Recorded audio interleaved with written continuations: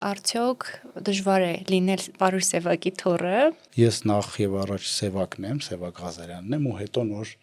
ինչ-որ մեկի տղան եմ, ինչ-որ մեկի թոռն եմ, եթե կարող եք չգրել, մի գրեք։ Վերջերս ամենաբուռն քննարկվող Պարուհի Սևակի արձանի մասին եւս խոսենք։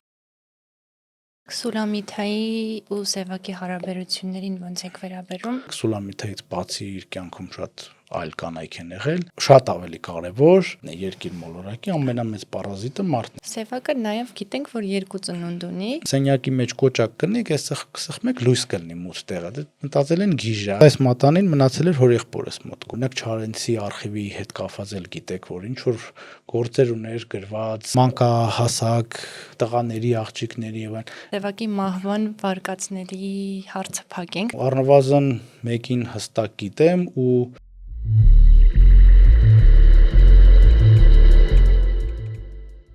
Ես ընթերցում եմ ձեր բոլոր ոգևորիչ նամակներն ու մեկնաբանությունները ու հասկանում եմ, որ շատերիդ հաճելի չէ բաժանորդագրվել, լայքել, սեղմել զանգակի կոճակը, բայց այդ 3 անվճար եւ պարզ քայլերն են ամենաարդյունավետ տարբերակը մեզ աջակցելու, որը ձեզնից կխլի ընդամենը մի քանի վայրկյան։ Արդյունքում մեր ոդկասթն էլ ավելի շատ կտարածվի եւ հասանելի կլինի լայն հանրությանը։ Մեզ կարող եք աջակցել նաև Re-Armenia հարթակում, միանալով ամսական բաժանորդագրությամբ ցանկացած գումարի չափով։ Իսկ մենք ձեզ կուղարկենք կադրից դուրս հատվածներ եւ վերջին հարցի հյուրերի ճիշտ պատասխանը, որը նկարահանել ենք հատուկ ձեզ համար։ Շնորհակալություն։ Ողջույն։ Այսօր իմ հյուրը գրականագետ, Պարուհի Սևակի տուն-թանգարանի տնօրեն եւ մեծանուն գրողի թոռ Սևակ Ղազարյանն է։ Սևակ ջան, ողջույն։ լավ ձեզ։ Ոնց եք։ Լավ, շնորհակալություն, դուք ոնց եք։ Լավ, շնորհակալ եմ։ Ինչ եք անում սովորաբար առավոտյան 10:30-ին եւ որտեղ եք լինում։ 10:30-ին դեռ երևի տանը սովորաբար 9:30 արթնանում եմ, 9:30-10-ին նայած օր, որտեվ ուշ եմ քնում, մինչև ուշ աշխատում եմ 2-3 գիշերվա։ Դեռ տանն եմ այդ պահին, երևի թե եմ խմում, ես առավոտյան թե եմ խմում, ոչ թե սուրճ։ Սուրճ արդեն կեսօրից հետո առաջի անգամ։ Ու պատրաստում եմ դուրս գալ ինչ-որ գործերով, կախված է օրվանից, կարող է եթե Երևանում եմ ինչ-որ հրատարակություն գնամ մագաղաթ, կարող է գրախանութներ գնամ, կարող է ինչ-որ հանդիպման լինեմ, եթե գյուղում եմ ավելի հեշտ է, վստահաբար գնում եմ թանգարան, այնտեղ 10-ից է աշխատանքը սկսում, 10-ին 10:30 սովորաբար արդեն աշխատավայրում եմ լինում։ Իսկ երեկոյան 10:30? Երեկոյան 10:30 աշխատում եմ սովորաբար։ Ասացիք մինչև ուշ երեկո, 2-3։ Քանի որ ես այսպես ազատ գրաֆիկ ունեմ եւ շատ եմ սիրում այդ ազատությունը, անկեղծ ասած, բացառությամբ մի տարի նախարարությունում եմ աշխատել եւ այդ ժամանակ տենց հստակ գրաֆիկ ունեի աշխատանքի եւ այլն, բացառությամբ այդ մի տարվա ամբողջ կյանքում շատ ազատ գրաֆիկ եմ ունեցել եւ դա շատ գնահատում եմ, որովհետեւ երբ ուզում ես աշխատում ես, երբ ուզում ես հանգստանում ես, բայց իր պլյուսների հետ մեկտեղ մինուսներն է ունի, ինչ որ բաներ, որ օրվա մեջ չես հասցնում, թողում ես գիշերվան, ու այո, սովորաբար 10:30, 11-ից երեկոյան այդ արդեն երկրորդ փուլն է աշխատելուս լինում, մինչև 2-3 աշխատում եմ։ Ենթադրում եմ, քանի որ նշեցի գրականագետ եք, զբաղվում եք գրականագիտական գործունեությամբ երեկոյան ժամերին, ինչ-որ հեղինակների ավելի շատ ոչ թե գրականագիտական, ճիշտ է, գրականագետ եմ մասնագիտությամբ, բայց մեր երկրի պայմանները այնպիսին են, որ այդ մասնագիտությամբ աշխատել գրեթե անհնար է, այսինքն հնարավոր է, բայց ֆինանսական որևէ ակնկալիք չկա եւ ավելի շատ ես վերջին տարիներին կենտրոնացած եմ խմբագրության վրա, տեքստեր եմ խմբագրում եւ նաեւ թարգմանում եմ անգլերենից, նաեւ ռուսերենից, բայց հիմնականում անգլերենից եւ նաեւ խմբագրում եմ թե զուտ գեղարվեստական տեքստեր ժամանակակից գրողների, թե թարգմանություններ, որ անում են տարբեր մարդիկ, ուղարկում են ինձ, ես որպես թարգմանիչ արդեն թարգմանչի աչքով եմ դրանք նայում եւ խմբագրում, այնպես որ իմ աշխատանքի հիմնական բնույթը, այո, համակարգչի առջև տեքստերի հետ գործ ունենալն է։ Շատ լավ։ Դուք գրում եք նաեւ մեծանուն գրողի Անունս հենց Սևակ։ Ինձ հետաքրքիր է, արդյոք դժվար է լինել Պարուհ Սևակի թոռը եւ միաժամանակ ինքնառեալիզացվել որպես անհատ։ Դժվար է, իհարկե դժվար է, ես դա սկսել եմ այդ դժվարությունը սկսել եմ նկատել երևի մանկապարտեզից, որովհետև մանկապարտեզում արդեն զգում էի, որ ինձ մի տեսակ ուրիշ ձև են նայում, երբեմն մատով են ցույց տալիս։ Իսկ այդ ժամանակ դուք գիտեիք Չէ, Սևակի ամբողջովին մասին չէի կամ- գիտնում, գիտեի ինչ որ բաներ, բայց իհարկե ամբողջովին չէի գիտակցում ինքը ով է, ինչ մարդ է, ինչ մեծություն է, գիտեի որ գրող է, գրքեր, բան մեծացել եմ մի տանը, որտեղ 2000 կտոր գիրք կա, գրքերի մեջ եմ մեծացել, բայց դեռ իհարկե այդ տարիքում չէի պատկերացնում ով է Պարուհ Սևակը, բայց ուշադրությունը կար, ինչը ասեմ, իմ դուրս չէր գալի, բացարձակ, որտեղ դե երեխա ես, ուզում ես մյուսների պես, չգիտեմ, ինչ որ չարաճճություններ անել, ինչ որ Ամեն ինչ խոշորացվեցի տակ հա, էր։ իսկ դու միշտ ուշադրության կենտրոնում ես։ Դպրոցում դա երևի եռապատկվեց, եթե ոչ քառապատկվեց, որտեվ մանավանդ ես դեռ այն համակարգերի դպրոցում եմ սովորել, այդ սովետական շատ այդ բանը կար, եւ դիսցիպլինա, եւ գերուշադրությունը, այդ ժամանակ արդեն երևի 7-8-րդ դասարանից, երբ որ սկսեցի տենց շատ 5-6-ից սկսեցի շատ կարդալ, 7-8-ում երևի արդեն սկսեցի Սևակին կամաց-կամաց ճանաչել, իհարկե գնալով սկսեցի գիտակցել ինքը ինչ գրող է, եւ այդ ահռելիությունը գիտակցելու հետ մեկտեղ պատասխանատվության զգացումը եւ սեփական անհատականությունը դրսեւորելու այդ խնդիրը ել ավելի սրվեց բնականաբար։ Այս ամենը ել ավելի սրվեց, երբ որ որոշեցի դառնալ բանասեր եւ ընդունվել ԵՊՀ-ի բանասիրական ֆակուլտետ, ամենևին ոչ նրա համար, որ Սևակի թոռն եմ, ուղղակի, ինչպես ասացի, այդ 5-6-րդ դասարանից սկսեցի անհագ կարդալ եւ ինչ որ պահի հասկացա, որ իմ կյանքը անպայման ուզում եմ կապեմ գրականության հետ։ Եվ հենց Սևակի թոռը չլինելու հանգամանքը այս դեպքում չեմ շեշտում, որտեղ օրինակ ես շատ ավելի արձակ եմ սիրում, քան պոեզիա։ Մի քանի սիրելի պոետներ ունեմ, բայց խոշոր հաշվով ինձ արձակագիրներն են հետաքրքիր, մեծ վեպեր եմ շատ սիրում, այսինքն այդ ժանրը շատ ավելի հոգեհարազատ է ինձ ու դրա համար ընտրեցի այդ բանասիրական ֆակուլտետը։ Պատասխանատվությունը եւ ուշադրությունը բնականաբար ել ավելի շատացավ, մանավանդ որ այնտեղ էր աշխատում նաեւ լուսահոգի հայրս որպես դասախոս, Արմեն Ղազարյանը։ այո, եւ իր գործընկեր դասախոսներից շատերին ես ուղղակի ճանաչում էի որպես իր ընկերներ, մեր տանը բազմաթիվ անգամ եղել էին եւ բնականաբար այս ամեն ինչը ել ավելի սրեց այդ խնդիրը, բայց 9-րդ դասարանից ես ինքս ինձ համար որոշեցի, որ ես նախ եւ առաջ Սևակն եմ, Սևակ Ղազարյանն եմ ու հետո նոր ինչ որ մեկի տղան եմ, ինչ որ մեկի թոռն եմ եւ այլն, որովհետեւ այդ 9-րդ դասարանում 15 տարեկան էի, ինչ որ sense բեկումնային գուցե բան եղավ իմ անհատականության մեջ նաեւ ազատվել բոլոր, չգիտեմ, տաբուներից, կաղապարներից, այդ թվում եւ լավ սովորելու տաբուից, այն ժամանակ 8-ում, չէ, 8 ավարտում էր դիպլոմ էին տալի, հետո 9-10 առանձին դիպլոմ էր, 8-ի դիպլոմս կարմիր էր, 10-ին արդեն չէ, որտեվ արդեն սովորում էի միայն այն առարկաները, որոնց դուր էին գալիս, իսկ դա գրականություն, լեզու, պատմություն, իսկ ասենք բնագիտական, քիմիա, մաթեմատիկա եւ այլն այդքան էլ չէի հետաքրում, մինչեւ 8-ը դրանք տենց ամոթ էր դի լավ սովորեի, ինքս ինձ համար էլի։ Սա ուզում եմ շեշտեմ, ծնողներս երբեք չեն ասի անպայման դի լավ սովորես, բան այդ առումով շատ ազատ ենք եղել։ Ու ես գիտեմ, որ նաև Սևակի մյուս որդիները նույնպես այդպես են վարվել ու դրա պատճառով օրինակ Սևակը 7 թոռ ունի, բայց ընդամենը մեկը ես եմ, որ գրականության ուղղությամբ է գնացել, մյուսները բժիշկներ են, տնտեսագետներ են, իրավաբաններ են, այսինքն մեզ կյանքում չեն պարտադրել, որ անպայման պետք է ինչ-որ այդ գիծը շարունակեք, այսպես ասած, ճակերտավոր եւ այլն։ Բայց ինքս ինձ համար դպրոցում տենց ինչ-որ բան է զգում, որ եթե Սևակի թոռն եմ, դի լավ սովորեմ, բան եւ այլն, բայց 8-ից հետո 9-րդ դասանից սկսած այդ բոլոր կաղապարները ինքս ինձ քանդեցի, մեծ ազատություն զգալով եւ նաեւ սեփական անհատականությունս ունենալով, ինչին շատ օգնեց, որովհետեւ ի վերջո ով էլ ինչի հետ էլ հարաբերվես, դու առաջին հերթին դու ես, հետո նոր մնացած բաները։ էլի եմ ասում, ինչ որ մեկի որդին ես, ինչ որ մեկի թոռն ես, ինչ որ մեկի հայրն ես, ինչ որ մեկի, չգիտեմ, ամուսինն ես, այդ հետո է գալիս, առաջի հերթին դու ես։ Ու ես ուրախ եմ, որ դա եղավ, որտեղ ես այն քիչ գուցե երջանիկ մարդկանցից եմ, որ շատ վաղ տարիքում հասկացել է, թե կյանքում ինչով ուզում զբաղվի։ Որտեղ ես գիտեմ, որ շատ մարդիկ ընդունվում են բուհ եւ ավարտելուց գուցե նաեւ մի քանի տարի անցնում են նոր են հասկանում, թե կյանքում ինչով են ուզում զբաղվել, որտեղ կյանքում երկու իմ կարծիքով երջանիկ լինելու, հա, երկու կարևոր գործոն կա, մեկը իհարկե երկրորդ կեսիդ գտնելն է,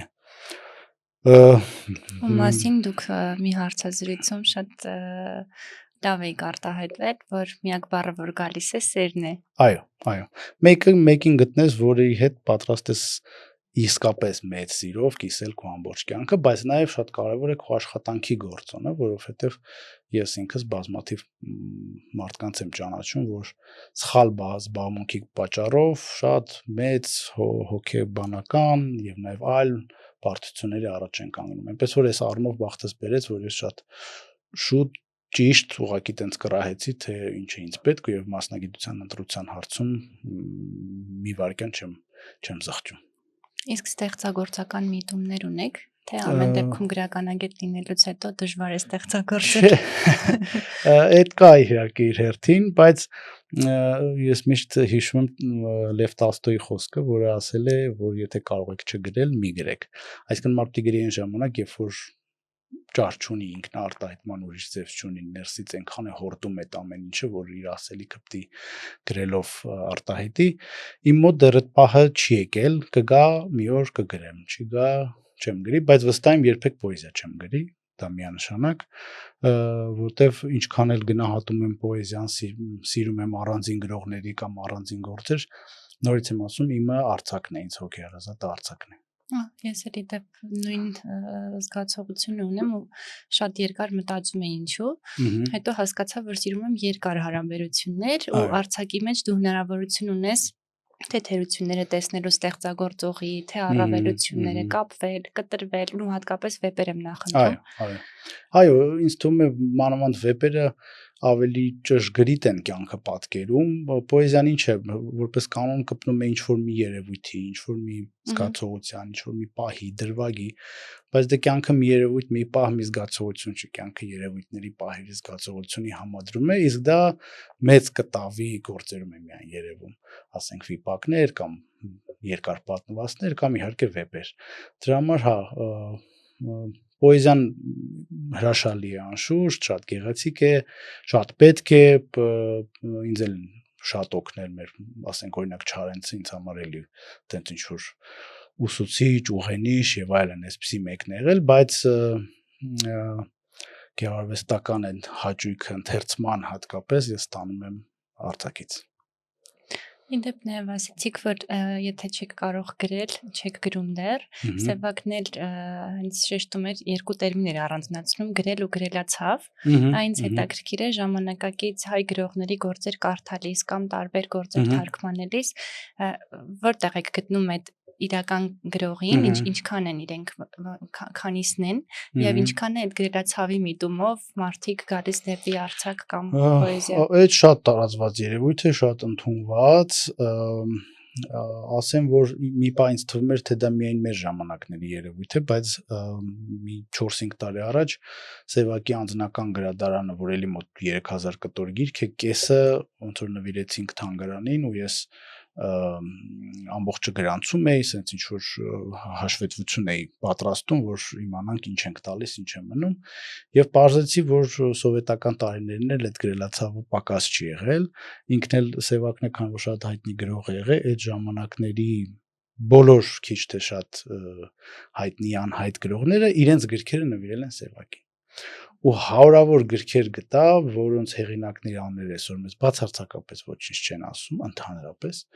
բայց մարդիկ գրող են համարվել, չգիտեմ, այդպես ինչ-որ վերամբարձ բառերով մակագրություններ են գրել, սեվակ, ինձ թվում շատ ծիծաղելի էր, երբեմն մակագրությունների մեջ սխալներ կային, չգիտեմ, ուղղագրական, ոճական եւ այլն։ Ուզում ասեմ, այդ գրելացավը ըստ երևույթին բոլոր ժամանակների երևույթ է, կամ գուցե սովետից եկամուտ երևույթ է, որովհետև սովետական տարիներին մանավանդ մարդիկ դրանով ապրում էին ուղղակի, բավական էր ինչ-որ մի քանի սխեմա այն ինչ-որ պետությունը ուզում էր քեզանից լսել, տեսնել, այդ սխեմաները յուրացնել, այդպես մատուցել քո ստեղծագործությունը եւ դու կհրատարակվեիր։ Հրատարակվել նշանակում է հոնորար կստանայիր։ Հոնորարներն է բավական այն ժամանակների եւ ապրելաձևի համար բարձր էին եւ դա ոնց որ դարել էր արհեստի պես մի բան, էլի ապրոստի միջոց։ Հիմա իհարկե այդպես չէ եւ թվում էր թե ազատ այս ժամանակներում երբ որ ամբողջ բեռը կարծես, հա, քո վրա, այսինքն քո տաղանդը քեզ պիտի առաջ տանի, այս հարցը պիտի լուծվեր, բայց քանի որ մենք ապրում ենք սոցցանցերի դարում, շատ արագ այդ տրանսֆորմացիան եղավ, հիմա էլ ցանկացած բան կարելի է հրապարակել առանց ինչ-որ լուրջ ծախսեր, ֆինանսական կամ չգիտեմ ինչ-որ ինստանցիաներ չես անցնում, խմբագիր չի նայում տեքստը եւ այն, նույնիսկ ասենք առաջ ամսագրում տպվելու համար, ես ցենզուրայի մասին չեմ խոսում, ուղղակի պիտի ինչ-որ խմբագիրներ լինեն, նայեն, տեսնեն քո գրած ընդհանրապես արժեք ունի, թե չէ։ Հիմա այդ խնդիրը չկա, գիրք տպագրելն էլ բավական մատչելի բան է, մանավանդ եթե ենթադրենք ինքս քանի որ տպագրության գործում եմ եւ գրահրատարակության, ասենք փոքրիկ գրքույկ փափուկ կազմով եւ այն դա ինչ որ մեծ խնդիր չէ եւ գրեթե յուրաքանչյուր մարդ կարող է դա իրեն թույլ տալ եւ այս առումով իհարկե մենք գործ ունենք տենց ինչ որ համատարած գրելացավի հետ, բայց էդ էլ եմ նորմալ համարում, ժամանակ ամեն ինչ իր տեղն է դնում, ոնց որ այն սովետի գրողները, որ հիմա մեզ հայտնի չեն, հա, այտենց վաղ թե ուշ գրապահոցներից են, նույնիսկ գրադարանային գրապահոցներից այդ գրողների գրքերը վերանալու են,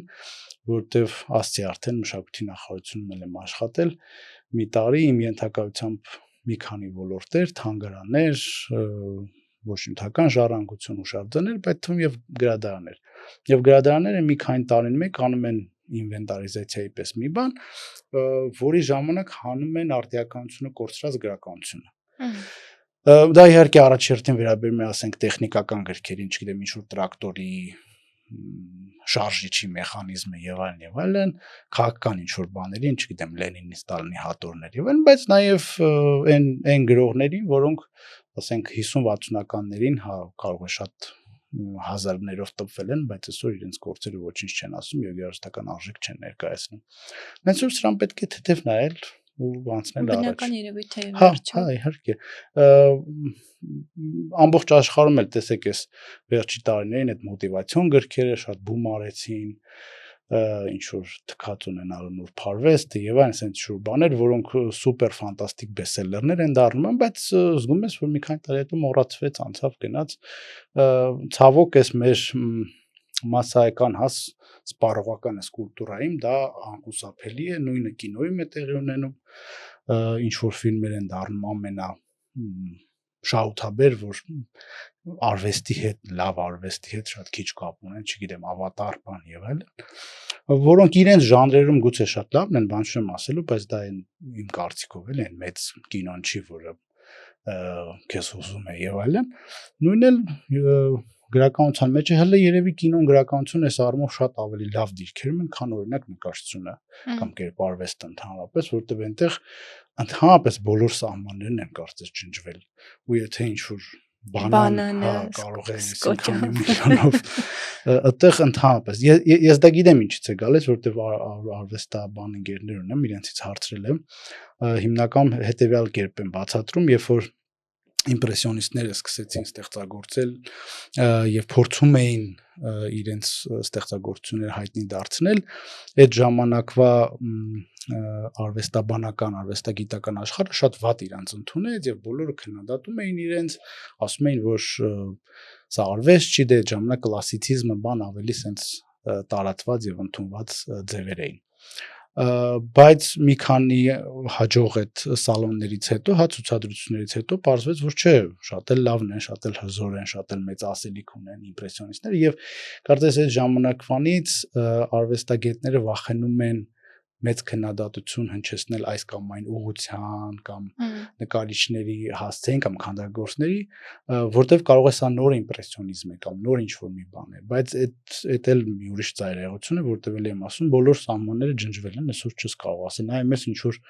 ներքից հորքեր են ու դա ասում են, հա, ասում են արվեստ այստեղ ես ինչա պատկերված, նայ մեզ ոչ բան պատկերված չի, բայց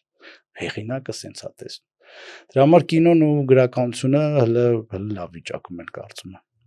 Քանի որ արվեստից խոսեցինք, շատ կուզեմ վերջերս ամենաբուրըն քննարկվող Պարուս Սևակի արձանի մասին եւս խոսենք։ Ինձ հետաքրքիր է ձեր կարծիքը։ Լևոն Թոքմաջյանը տաղանդավոր քանդակագործ է, Սարյանի արձանն է քանդակել, Կորյուն, Մաշտոց, Կարաբալան, շատերիս հայտնի, որ գուցե անգամ չգիտենք, բայց արի ու տես, որ հնարավոր է նույն տաղանդավոր արվեստագետը ունենա ոչ հաջող գործ ու շատ նորմալ է դա չանձնավորել, լսել կարծիք, ընդունել եւ անցնել առաջ։ Դուք ո՞նց եք վերաբերում արձանին եւ այդ սահմանը, հա, անձնականացնելու եւ ուղղակի աշխատանքին կարծիք հայտնելու ինչպես եք տեսնում։ Շատ լավ հարց եք տալի, էլի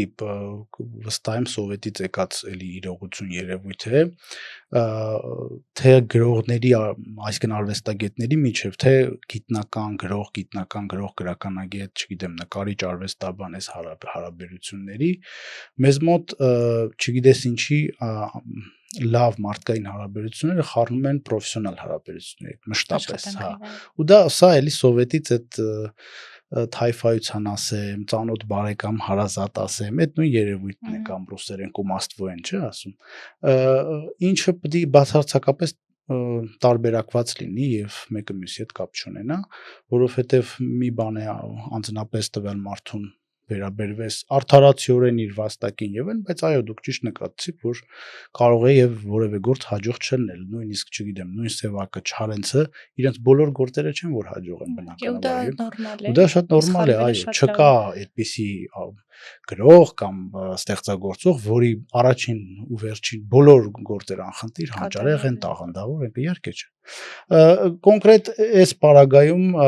իհարկե շատ եմ խոսել, բայց հակիրճ ասեմ, անձամբ ես արձանը չէի հավանում, իմ դուրը չէր գալիս, բայց դա հեղինակի անձնական նվերն էր համայնքին, որ ինքը տենց սրտաբուխ ուզում էր նվիրել, որը եւ համայնքը սկզբում ընդունեց, գուցե ոչ մեծ ոգևորությամբ, բայց ամեն դեպքում գյուղ է եւ այնտեղի բարքերներ թույլ չեն տալիս, երբ որ քեզ նվեր են տալիս, այդպես մի անգամից մերժես, ասես չէ, չեմ ուզում եւ այլն։ Բայց այն ինչ տեղի ունեցավ հետո, էլի այս մեր սոցցանցերի դարին շատ բնորոշ երևույթ, երբ որ մենք դատավճիռ ենք կայացնում առանց դատու դատաստանի, այսպես ասած, նախ խոսում ենք, արտահայտվում ենք երևույթներից, որոնց մասին գաղափար չունենք, այսինքն այդ մեկնաբանությունների տարափի մեջ ով ասես արտահայտվեց, արվեստագետները երևի 1-2 շատ հատուկ են, մնացածները լրիվ ուրիշ ոլորտի մարդիկ են, բայց իրենք ամենալավ արվեստագետներն են։ Եվ բացի դրանից էլի այստեղ անցանք այդ սահմանը գործին քո վերաբերմունքը արտահայտելու եւ գործի հեղինակին անձնավորել, թշնամանք, վիրավորանքներ, հայոյանքներ, ավելին նույնիսկ այնտեղ բացման արարողությանը դպրոցի բակում մեր համագյուղացիներն էին այնտեղ, մեր աշակերտներն էին այնտեղ, նկարներում հաճախ այդ արձանի կողքին մեր աշակերտներն են, այդ մեր աշակերտների հասցեին սկսեցին ինչ ասել, ինձ սկրիներ էին ուղարկում, չգիտեմ, դուք դավաճան եք, ես իմ ինչ-որ sense անհեթեթ բաներ, տգետ եք եւ այլն, որը դարձավ շատ վատ բան ու հատկապես այդ երեխաներին թիրախավորել, դրա համար որոշում կայացվեց, որ հարցում անցկացնենք մեր էջում թանգարանի Facebook-յան եւ գյուղացիները իրենք որոշեն, վերջո դա իրենց նվերն է եւ իրենք որոշեն ուզում են նվերը պահել, թե չէ։ Վստահ եմ այն ամեն ինչ տեղի ունեցավ, ամենալավ արձանն է լիներ, արդեն ասել էին, չէ, հանեք տարեք, որտեվ այդպիսի ուշադրությունը հաստատ վատ լույսի, հա, բացասական լույսի ներքո իրենց պետք չէր եւ արդյունքում այդպես էլ եղավ։ Մոտ 80% այդպես քվեարկեց եւ մի քանի օրից հեղինակը արձանը եկավ ու տարավ։ Էլի եմ ասում, սա մի քանի sense հստակ պրոբլեմ ցույց տվեց հանրային տիրույթում մենք ունակ չենք ուղակի բանավիճել, երկխոսել, ինչ որ կարծիքներով փոխանակվել, մենք անմիջապես անցնում ենք անձնական վիրավորանքների, ինչ որ սպառնալիքների, չգիտեմ, այս դաշտ եւ նաեւ այդ գործը եւ, չգիտեմ, անձնական հարաբերությունները տարբերակելու այս երևույթը նույնպես շատ լավ ընդգծեց։ Ճիշտ է։ Մի քանի օրից նաև Պարուշ Սևակի ծննդյան օրն է։ Այո։ Սևակը նաև գիտենք, որ 2 ծնունդ ունի։ Մի փոքր կուզեմ սրա մասին խոսենք ու հետո նաև պատմենք ծննդյան մասին, գլսել եմ, որ սևակասերներով, հարազատներով սովորաբար ամեն տարի հավաքվում եք հենց Սևակի տանը։ Այո։ Ու այնտեղ ինչ որ հաճելի զրույցներ ու հիշողություններ եք ունենում։ Այո, ուրեմն նախ իսկապես 2 ծննդյան օր ունի կարծես Սևակը, իրական ծննդյան օրը հունվարի 24-ն է, 1924 թվականի, բայց գրանցվել է 26-ին, 2 օր անց։ Ես քանի դեռ փոքր էի կամ նույնիսկ մինչև համալսարանական տարիներին այսպիսի պատճառաբանություն էի լսում, ինչու է դա տեղի ունեցել, որովհետև 21-ին մահանում է Լենինը եւ ասում էին, որ երրորդյա սուք է հայտարարվել երկրում ու այդ պատճառով 24-ին չեն գրանցել իբրև մահվանից հետո ծնունդ չի եղել մահվան այդ օրերին սքորերին ծնունդ չի կարա լինի դա էլ սովետում տենց տարածված երևույթ էր այդպիսի բաներ իհարկե անում էին նաև անունների հետ կապված գիտեք ինչ անուններ չէր կարելի դնել եւ այլն բայց հետո արդեն երբ որ սկսեցի Սևակի արխիվով զբաղվել ու ժամանակի մամուլով բարձեցի որ իրականում երկրում 7-օրյա սուք է հայտարարվել, այսինքն 21-ից 28-ը եւ այդ տրամաբանությամբ պետք է շատ ավելի ուշ գրանցեին։ Մյուս կողմից 100 տարի առաջ Զանգակատուն գյուղը, որ այն ժամանակ Չանախչի էր կոչվում, անհայտ է ինֆորմացիան ոնց էր հասնում, ինչ արագությամբ եւ ինչ հստակությամբ, գուցե ուղղակի ենթադրել են, որ ասում շարիտ փորձանքից հեռու եկեք այդ 3 օրը ոչ մի ծնունդ չգրանցենք, ու այս պատճառով 26-ին են գրանցել, Սևակը ըստ ամենայնի արդեն ուշ տարեքում իմացել է, որ իրականում 24-ին է ծնվել, բայց հայրս հիշում էր, որ իրենց տանը միշտ 26-ին էին նշում, այսինքն իրենց տան ավանդույթը է տեղել, իրենք միշտ 26-ին են նշել։ Դե մենք որպես թանգարան այս դեպքում չենք կարող այդ պաշտոնական բանը չպահել եւ թանգարանում երկար տարիներ 24-ին է նշվում եւ այդպես էլ արվում է միշտ դա ուղեկցում է ինչ որ միջոցառմամբ հենց մեր թանգարանում գյուղի մարդիկ ելույթներ են ունենում համերգային, ինչ որ ներկայացում գուցե լինի, այսպես ամեն տարի փորձում ենք ինչ որ մի բան հետաքրքիր ինչ որ մի ծրագիր մտածել, որ նաև չկրկնվի։ Իսկ 26-ին որպես կանոն արդեն մեր տանը հորստանը մինչև վերջերս քանի ինքը կար իր գլխավորությամբ, այդպես հավաքվում էինք, չգիտեմ, մի բաժակ կոնյակ, այդպես ընտանեկան ձևով, այդպես էինք նշում։ Այդ ավանդույթը շարունակում ենք իհարկե, բայց այս տարի էլ 24-ին միջոցառում կունենանք։ Միակ բանը, որ մեզ մի քիչ խանգարում է եղանակային պայմաններն են։ Միշտ այդպես է, դա էլ միշտ շեշտում եմ, Սևակի ծնունդը եւ մահը ծնունդը ձմռանն է, մահվան օրը ամռանն է, այդպես է ստացվում, որ մահվան օրը հիշատակի օրը ավելի լայն են կարողանում նշել, որտեվ այգում են կարողանում միջոցառումներ անել, բայց մենք արդեն մի քանի տարի փորձում ենք աշխատել այն ուղղությամբ, որ թանգարանը մի նոր շենք ունենա հենց միջոցառումների համար, սա շատ կարևոր է մեզ համար, որտեվ փոքր է սրահը, որ հիմա կա եւ 50-60 մարդ եթե ներս է մտնում, արդեն լցվում է։ Բայց այս տարի էլի կունենանք, սովորաբար ունենում ենք նաեւ ինչ որ գրքի շնորհանդես, ասմունք եւ այլն, այսպես ինչ որ հետաքրքիր բաներ են միշտ տեղի ունենում, պես որ այս տարի էլ բոլորին հրավիրում ենք, կարող եք գալ հունվարի 24-ին Զանգակատուն, Պարուշ Սևակի տուն թանգարան նշելու Սևակի ծնունդը։ Շնորհակալություն, ես կփորձեմ ներկա լինել։ Իսկ թանգարանը ունի նորություններ, Սևակի բառերով եթե ասենք, ինքը պոեզիայի մասին էր խոսում, որ պիտի բանաստեղծներ կլիման բերի եւ ընթերցողը ի վերջո օդափոխվի այդ կլիմայով, այ տուն թանգարանը ինչ կլիմա է բերում նոր այցելուների համար, որոնք պիտի օդափոխվեն այս տարի։ Այո, մենք փորձում ենք անընդհատ այդ փոփոխություններին եւ ժամանակին նաեւ համահունչ քայլելու այդ խնդիրներին համապատասխան լինել։ Ես արդեն 7-8 տարի է ինչ թանգարանի տնօրեն եմ։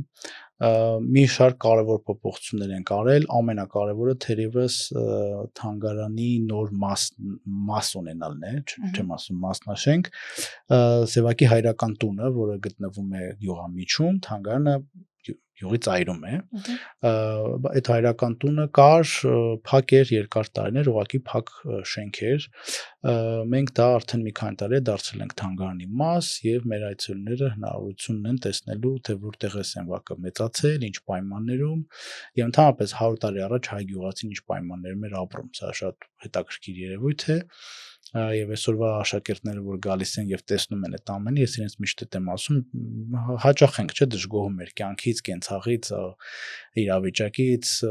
սոցիալական ինչ-որ հարցերից եւ անդադ հերոստատուսով կամ հեռախոսով տեսնում ենք դրսերում ոնց են ապրում, բայց որ տեսնում ես ոնց են ապրել, ասենք 2-3 սերունդ են կողմ, պետք է հասկանում ես եւ կարծում եմ գնահատում ես քո այսօրվա վիճակը, դա ընդհանրապես մի փոքրիկ կավաշեն տուն է մի սենյակով, որտեղ եւ հյուրեր են ընդունել, եւ հաց են կերել, եւ քնել են, այդ ամբողջ այդ մի սենյակում է տեղի ունեցել։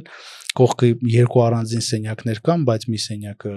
խորդանոցն է, որտեղ տարբեր գյուղամթերք են պահել, եւ մյուս կողքը գոմն է։ Եվ այս պայմաններում է Պաուլ Սևակը մեծացել, այնպես որ սա նաև ցույց է տալիս կամ ապացուցում է հայտնի խոսքը, որ անհնար բան չկա, այսինքն աշխատասիրության,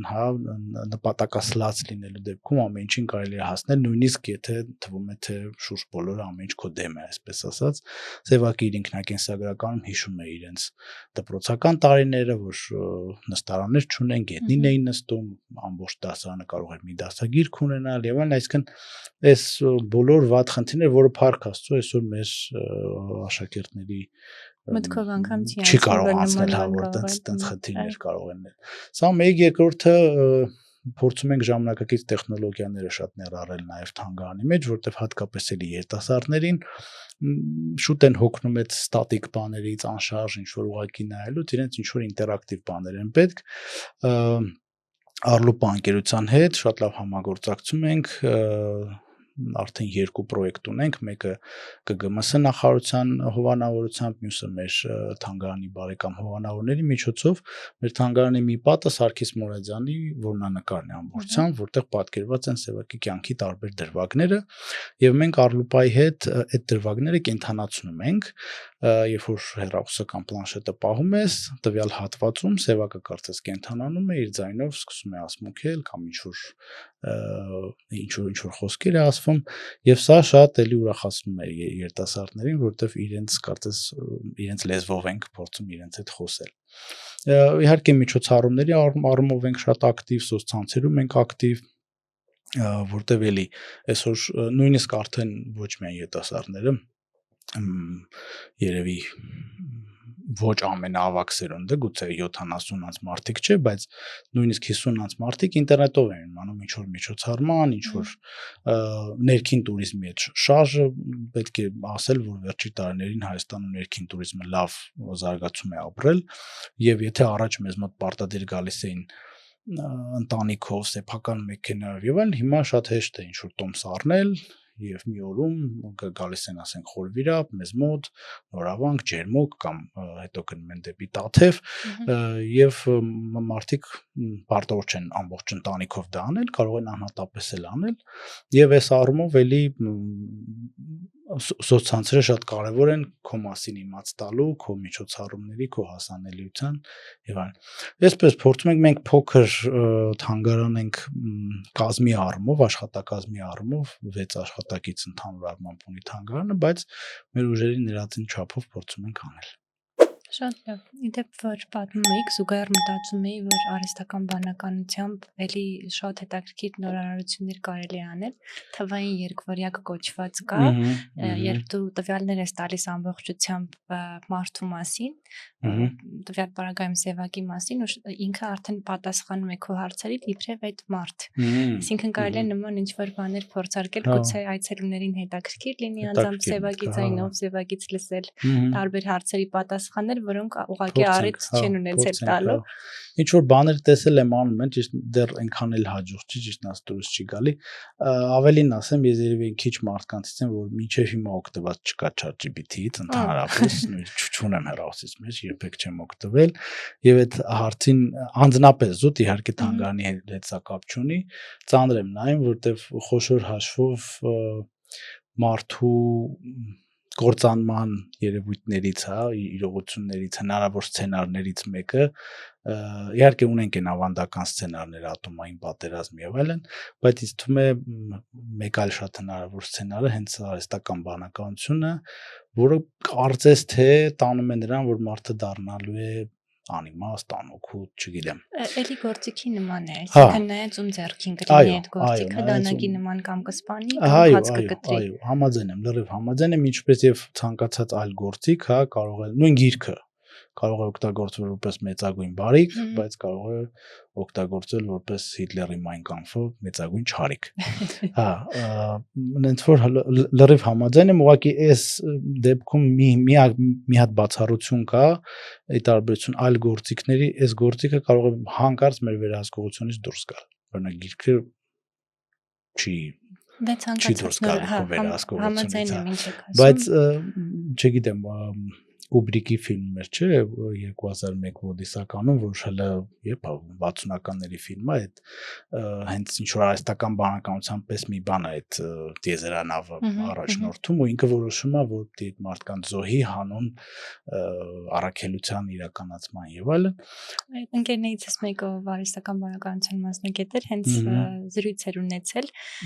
GPT-ի հետ, chat-ի հետ, ու բան հարցրել էր ի վերջո, եթե դու տիրես աշխարհին եւ այլն ինչ կանես, ասում էր առաջինը ձեզ կվերացնեմ, որովհետեւ անարդյունավետ եք, դանդաղ եք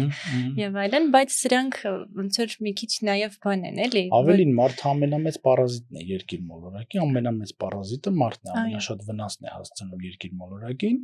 ամենակիչ օգուտը տալիս երկիր մոլորակի գոյության տեսանկյունից։ Ու եթե հանկարծ արհեստական բանականությունը որոշի այդ առումով մեզ դիտարկել, լուծումը շատ ակնհայտ է։ Դե հա, ես ամեն դեպքում կարծում եմ, որ արժի սովորել ու կիրառել, որովհետև երբ դու տեղյակ ես, ենթարկում ես իրեն, միանշանակ, եւ բացի դրանից սա նման է նրան, որ ժամանակին ինչ-որ մարդիկ հրաժարվում են սմարթֆոն ունենալուց, բայց դա անխուսափելի է, ուղղակի չես կարող ու sense տենես պիտի դրա հետ գործ ունենաս, ժամանակը դա է թելադրում, կամ էլ պիտի գնաս սարերում ինչ-որ միտեղ փակվես, ընդհանրապես բոլորից կտրվես, հա, չէ, իհարկե, եւ ինքը հրաշալի բաներ կարող է անել, ես գիտեմ, որ բժշկության ոլորտում է շատ մեծ ինչ-որ առաջընթացներ գրանցում, վստահ եմ նաև նույն դեղագործության եւ այլն այս ոլորտներն էլ շատ կարեւոր ինչ-որ բաների կնպաստի, բայց այո, ինչպես ցանկացած գործիք պիտի մի քիչ զգուշ վարվես իր հետ, որ օգուտը ավելի շատ տեսնես, քան վնաս։ Միանշանակ ճիշտ եք։ Դուք կրում եք նաև մեր հանդիպման սկզբում ցույց տվեցիք մատանի, որ պատկանում է Պարույր Սևակին։ Կպատմեք մի փոքր։ Այո, ուրեմն Սևակ, ես անձնապես տենց զարդերի սիրահար չեմ, Սևակը ինքն էլ այդքան չի սիրել, բայց սա իր եզակի զարդերից է, մի քանի ժամ է ունեցել այս մատանին, կարծեմ մի հատ էլ մատանի եւ երևի թե այդ զարդային առումով այդ ամեն ինչը սահմանափակվում է։ Կոնկրետ այս մատանին մեր ընտանիքում դե ինչ որ բաներ, որ ասում հորից որդի փոխանցվում են եւ հորս եւ հորեղբորս միջև փոքր եղբորս Կոլյունի ինչ որ բաներ փոխանցվել էին, չգիտեմ, իր մամայից, պապայից տարբեր։ Կոնկրետ այս մատանին մնացել էր հորեղբորս մոտ Կոլյունի, բայց իմ ծննդյան 25-ամյակին, որը համընկավ նաև իմ հարսանիքի օրվա հետ, նույն օրն էր, իրենք էլ արդեն երկար տարիներ Ամերիկայում էին, բայց այդ օրվա արդիվ եկել էին, այդպես ինձ նվեր մատուցեց եւ ես մատանին ինձ նվիրեց, ինչը շատ իհարկե ինձ համար եւ պատիվ էր եւ ուրախություն էր,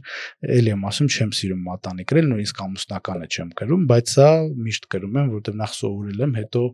որ եղբորս այդ քայլը այն պարագային, որ ինքն էլ որդի ունի ու վերջու կարող է, չգիտեմ, պահել իր որդուն տալ, շատ հուզեց ինձ եւ այս մատանին միշտ կրում եմ, այստեղ սեի պես sense ինչ որ նալ է, որը նաեւ սե է հիշեցնում, պատմությունը այն է, որ հենց Սևակին հատուկ նվիրել են որպես ստար, Սևակ ու այդպես հիմա իմ մատին է։ Սևակը իդեպ իր կենսագրականում նշում էր, որ ձեր ազգում կար տերմինը, որը հոգևոր կոչման նշան էր։ Ինչ պատմություններ գիտեք այդ, որտեղ տերը հետո դադարել է, մեր տոհմը ընդհանրապես հենց տերտերների տոհմ են ասում, Սևակի ամանեջ վեպում, որը անտիպ էր առաջ անգամ ես ու հայրս հրատարակեցինք, հենց այդպիսի ցեղ կա տերտերանք, հենց դա իրական այդպես էլ կոչվել է եւ այն ժամանակ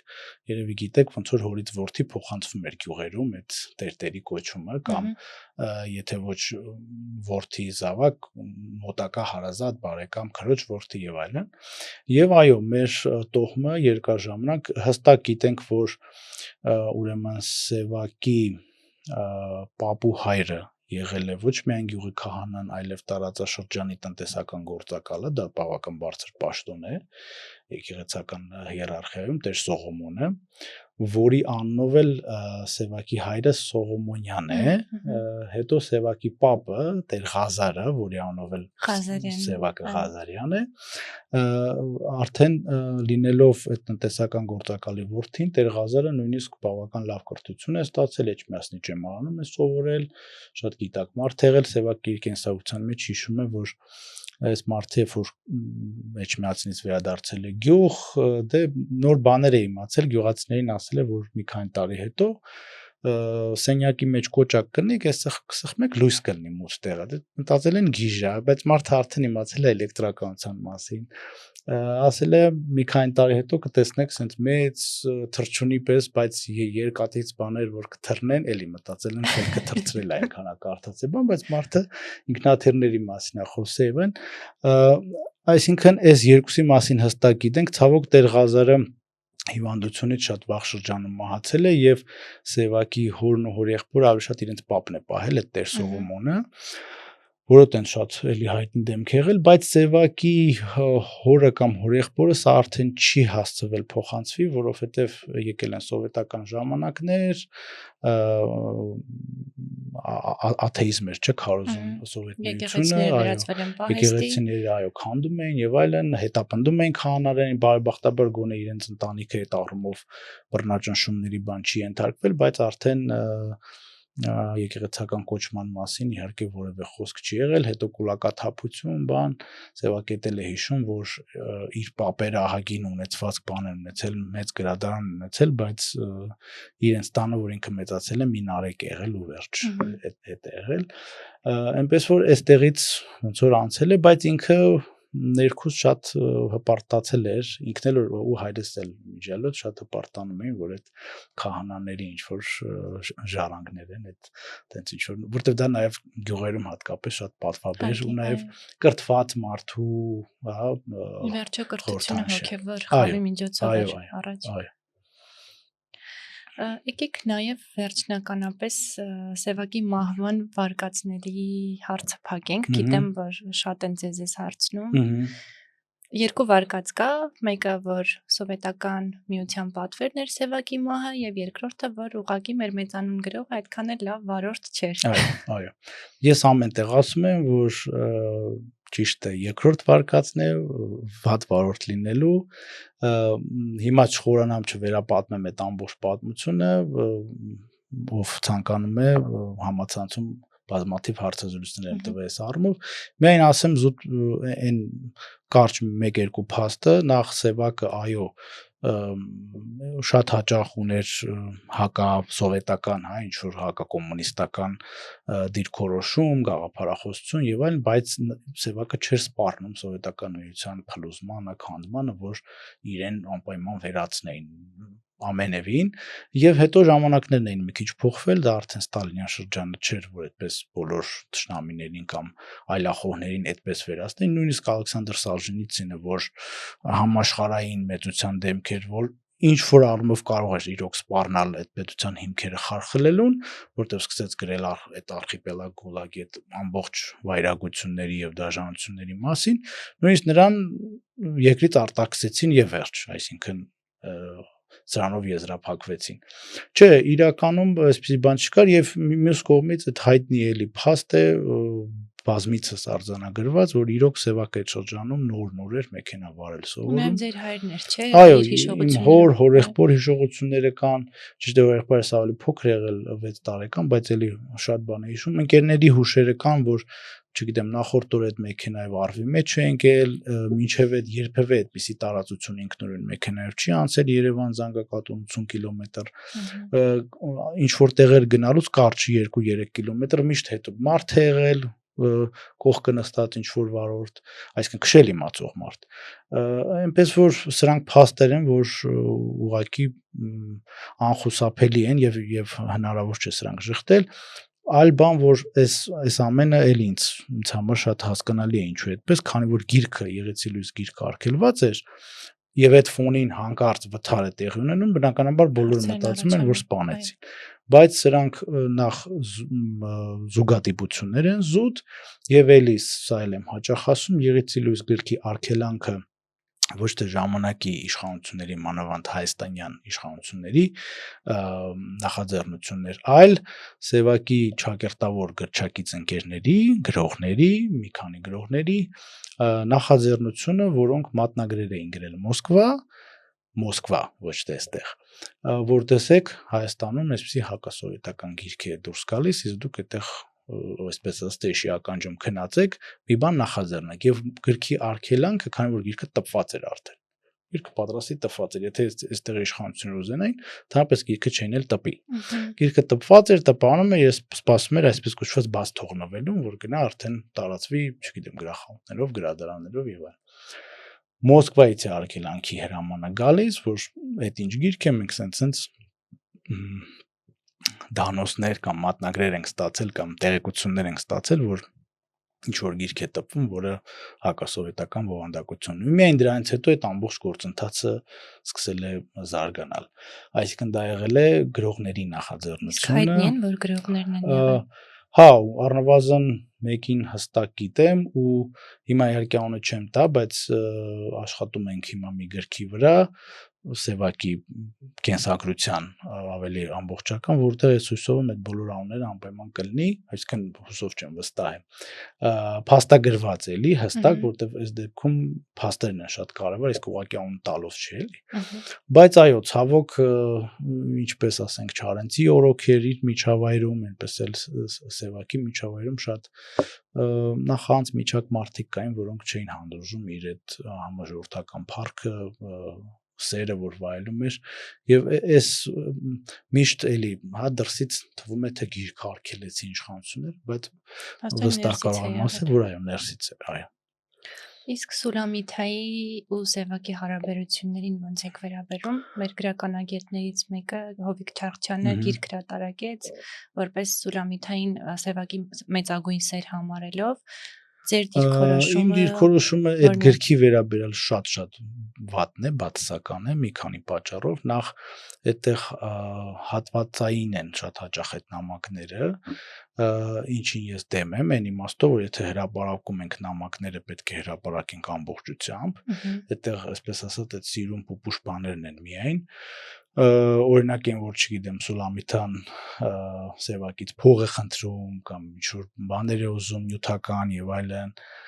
երբ որ Սևակը բավական ծանր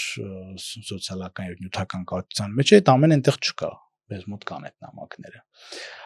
Բայց ինչը շատ ավելի կարևոր է, սկզբունքը այդ երևույթի ինձ համար անընդունելի է, որովհետև ես գիտեմ, որ Սևակը դա չէր ուզենա, արվեստագետները այս առումով երկու մասի են բաժանում, կան արվեստագետներ, որոնք շատ ազատորեն հանրայնացնում են իրենց անձնական կյանքը եւ նույնիսկ խաղում են դրա վրա, օրինակ նույն Չարենցը շատ սիրում էր իր անձնականը բերել գրականություն եւ այլն, կամ ասենք Սալվադոր Դալին, որ իր ամբողջ կյանքը շոու էր դարձնում եւ դրանով էլ հենց անուն էր անում, բայց կան այլ տեսակի արվեստագետներ, որոնք անձնականը իրոք պահում են անձնականի մակարդակում։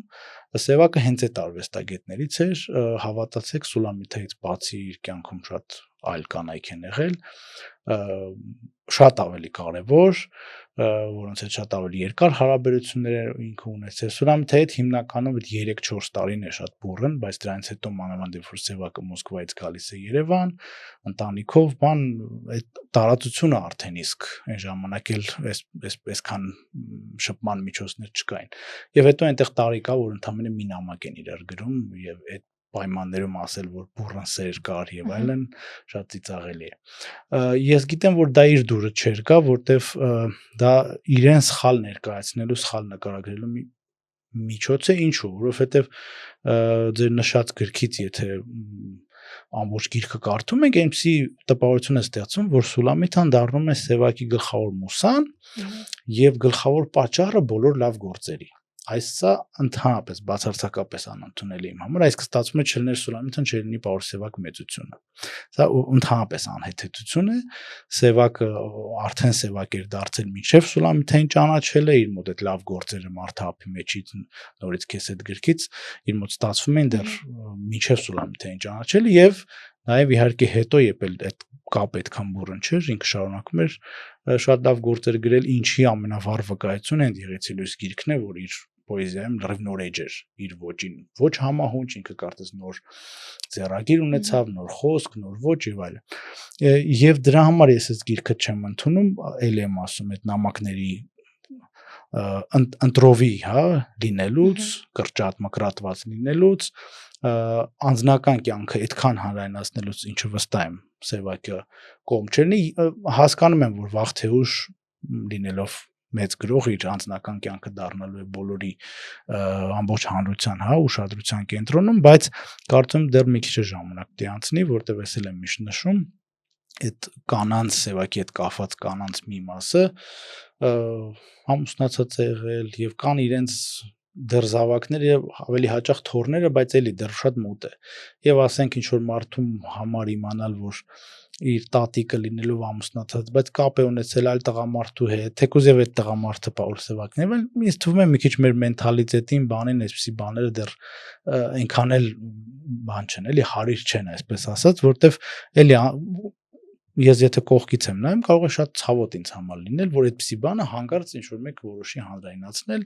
առանց ինձ հարցնելու, առանց իմ թույլտվության եւ այլն։ Պարզ է, որ 2-3 սերունդ հետո բոլոր նամակները, բոլորի ինչ որ կա չկա, դա դառնալու է հանրային սեփականություն եւ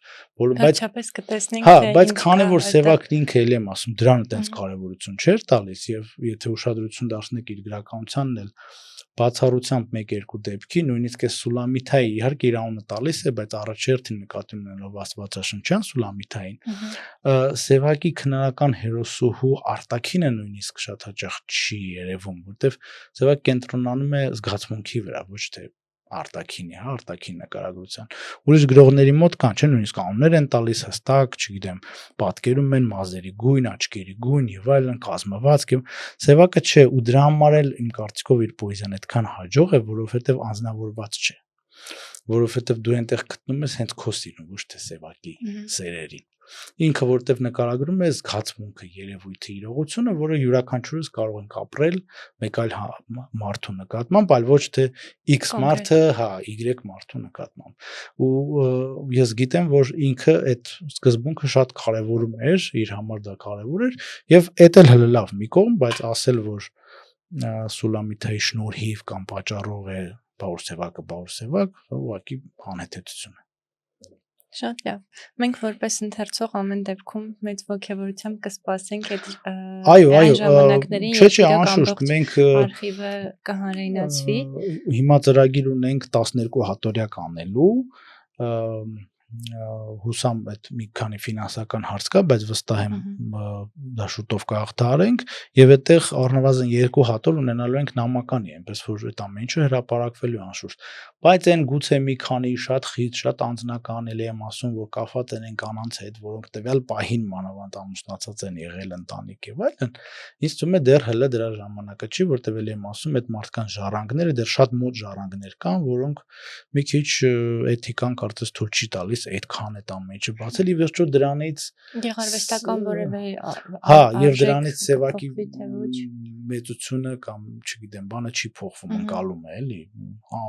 ամենևին այլ բան որ նուրբ բաներ կան օրինակ Չարենցի արխիվի հետ կապված էլ գիտեք որ ինչ որ գործեր ուներ գրված մանկահասակ տղաների աղջիկների եւ այն էս էլ պետքա ճիշտ մատուցել ճիշտ հասկանալ ինչու է այդպես վարվել ինչ հանգամանքներում ես գիտեմ որ այդ հենց մի պապկայում ա եղել որի վրա Չարենցի ընտանիքի հետ շատ մտերիմ ենք դրա համար գիտեմ գրված ա եղել տպագրման ենթակա չի այսինքն ինքը ուղղակի ինչ որ մտավարժանքների կամ չգիտեմ ինչերի մեջ ա եղել այդ պահին ու տենց մի անգամից sense բռնել այդ ամեն ինչը հանրայնացնել ու թողել որ մարդիկ ինչ ասես մտածեն ինչ ասես ասեն էլ մանկապիղծել էսի շատ սխալ է այդ նուրբ բաներ կան որ պետքա ճիշտ վարել մանավանդ էլ եմ ասում մեր հանրությունը դեռ շատ բաների այդպես պատրաստ չի մենք տենց լրիվ արևմտյան կամ եվրոպական հանրություն չենք եւ շատ բաներ ցավոտ ենք տանում դա պետքա ընդունել եւ այո հասարակ կարծիք արտահայտել առանց անձնավարելու չենք կարողանում ճիշտ եք մի փոքր խոսենք ձեր մեծագույն սիրո մասին դուք որպես ընտանիքի հայր ամուսին ինչ փորձառություն ունեք այս առումով էլ ես ինձ շատ բախտավոր եզակի բախտավոր մարդկանցից եմ համարում չգիտեմ Աստծուն մի շատ շնորհակալ եմ որտեվ գիտեմ որ մարդու գլխավոր խնդիրներից մեկը այդ քո երկրորդ կեսին գտնելը քո իսկական սերը գտնելը հենց իսկական սերը չեմ ուզում ասեմ մեծ սեր փոքր որտեվ սերը մեծ փոքր չի լինում էլի սերը հա գիտեմ որ մարդիկ երբեմն ամբողջ կյանքն են ապրում ու չեն գտնում երբեմն շատ ուշ են գտնում եւ այլն իմ բախտը բերեց իմ սերը իմ համակուրսեցին էր եւ երրորդ կուրսում կարծեմ հա երրորդ կուրսում այսինքն 19 տարեկանում հասկացանք որ սիրում ենք իրար ըստ որում շատ արագ դա ստացվեց իհարկե 3 տարի արդեն ճանաչում էինք տենց զուտ որպես ընկերներ համակուրսեցիներ ընկերություն էինք անում բայց սիրային ոչ մի կապ չկար մեկ էլ հոպ տենց զգացինք որ սիրում ենք ավելին ես իմ ընկալումները անձնական այնպիսին էին որ ես շատ արագ ես առաջի օրը հենց որ ոնց որ սեր խոստովանեցի ապագա կնոջս նույն օրը հենց նույն պահին ավելի ճիշտ ամուսնության առաջարկ եմ արել իհարկե ինքը այնքան շոկի մեջ էր որ ընդհանրապես պատասխանել չտվեց այդ պահի բայց այնքան լուրջ է տրամադրված որ հաջորդ օրը մերոնց ասի ամուսնանում իհարկե մենք ասին չես գժվե երրորդ կուրսես ալի եւ այլն ժամանակ դեպի ասպիրանտ մագիստրատուրա հետո ասպիրանտուրա եւ այլն ասած հազար մի հարց կար բանակ բան չգիտեմ ինչ աշխատանք եւ այլն բայց ես այդպես շատ վստահ եմ որտեվ այնքան բուրըն մեծ խոր զգացում էի ապրում որ հասկացա որ սա նախ չի կրկնվում եւ հետո սա հենց այդ մեկն է որը ամբողջ կյանքի համար է այնպես որ ես առաջի օրվանից վստահ եմ եղել որ կյանքի սիրուն գտել եմ ինչպես կյանքը ցույց տվեց ես ճիշտ էի իրավացի մի քիչ ուշ ամուսնացանք այդ նշատած պատճառների համար հիմնականում իմ ուսման եւ այլն մի զավակ ունենք տղա արդեն 11 տարեկան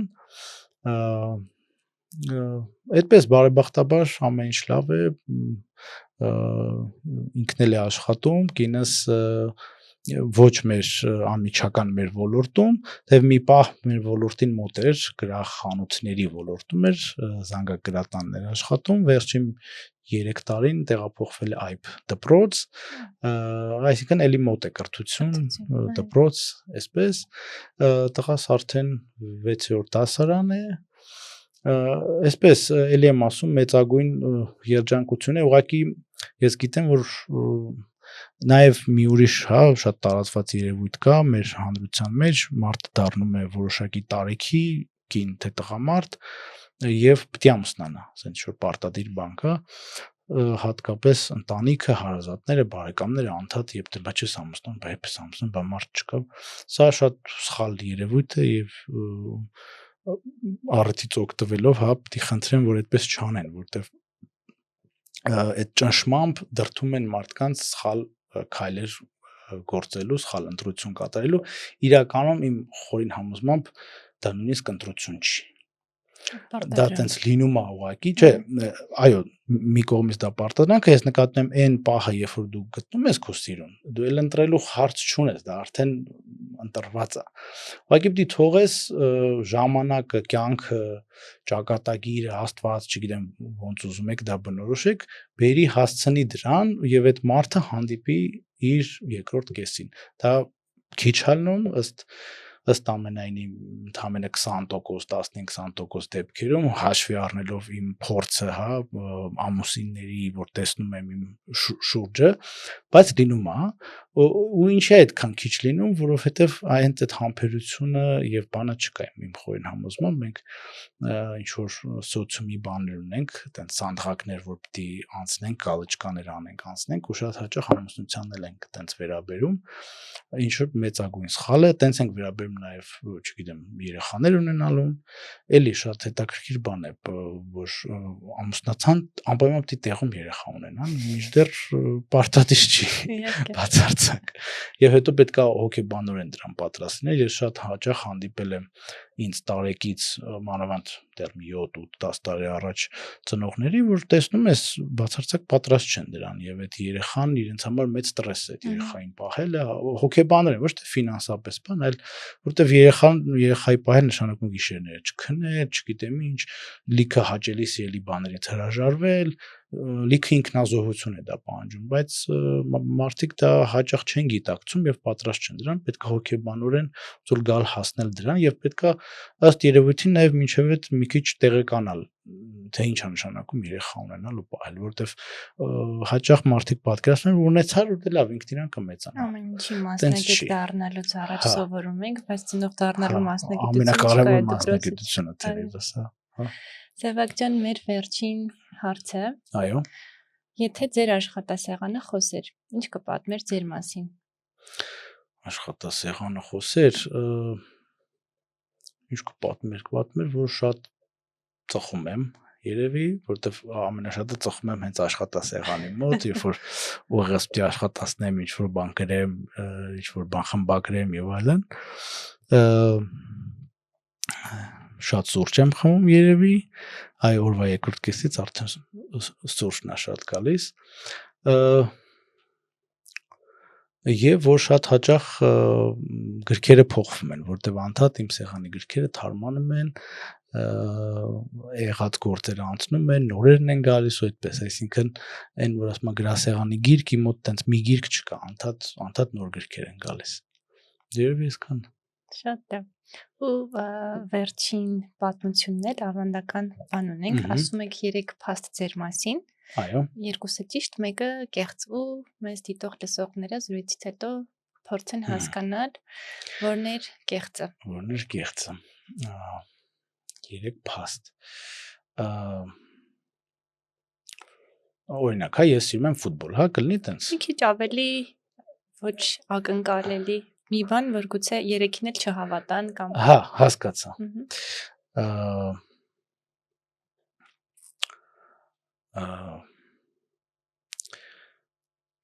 Ես չեմ ուտում գառան միս։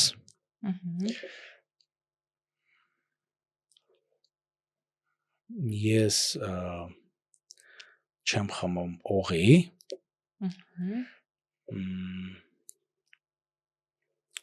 Եվ ես չեմ սիրում ջազ երգչություն։ Ընտիր։ Շնորհակալ եմ շատ զրույցի համար։ Ես էլ եմ շնորհակալ հրավերի համար, հնարավորության համար ու եւս մեկ անգամ ամսի 24-ին համեցեք մեզ մոտ Սևակի ծննդին Ամեն ինչ կանեմ, որ ներկա լինեմ, շնորհակալ եմ շատ։ Ես էլ